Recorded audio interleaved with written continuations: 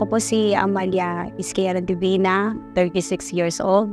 Nakatira pa ako dito sa Tagaytay, Gubat, Sorsogon.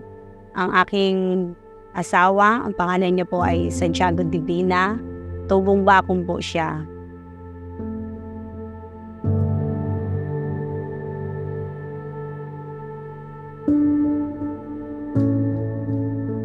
Sixteen years old po ako nagsimula na matuto ako magtanim talaga.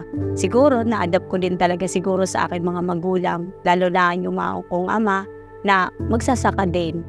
Yung palaya namin, yung sa mga gilid na yon, yung mga halaman ng mga panggulay, yung wala ka nang hanapin sa kusina na andun ang lahat.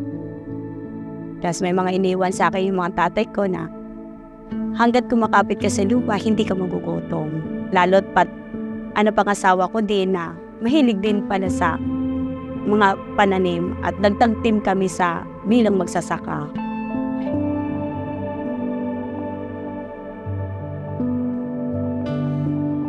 Bilang magulang, bilang isang ina, dasikaso ng mga anak, kung anong ginagawa ng bilang ina. And then pagkatapos po nun, pupunta na po ako sa aming alamanan, aming mga taniman, kung meron kami ma-harvest at pwede ko maibenta na may panggastos kami sa araw-araw.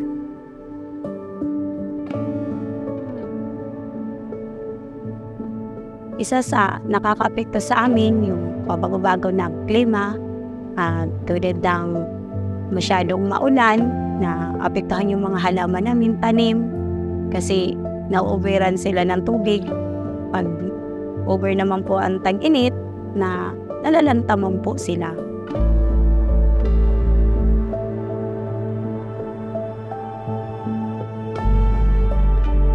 Ang pangarap ko para sa aming organization tulad na bilang ako na presidente sa aming organization na mabigyan ng opportunity ang aming grupo, proyekto tulad ng mga livelihood.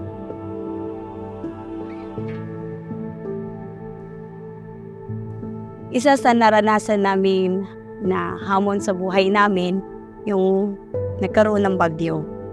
Mawawas out yung mga tanim namin, tapos yung malulugi talaga.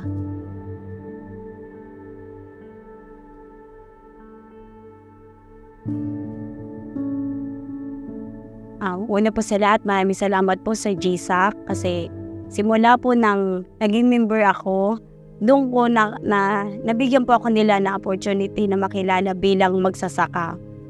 Mas lalo po ang Trias at Brabant na nagtulong din po sa amin para sa patraining and DRDCA, pag climate change, natuto ako kung paano bago magbagyo, yung parang na-adapt ko para sa aming mga halamanan, aming farm. Tapos sa Trias, binigyan kami ng grupong Besla. Tapos, and Belgium po, thank you po kasi nag-meet po kami ng personal po doon sa Santa Ana, Cartata Celso. And thank you din po sa Alvarez Foundation kasi sila din po nagbigay sa amin ng mga seeds kung paano po kami magsimula ulit. Ibigay po sa amin ng mga kagamitan.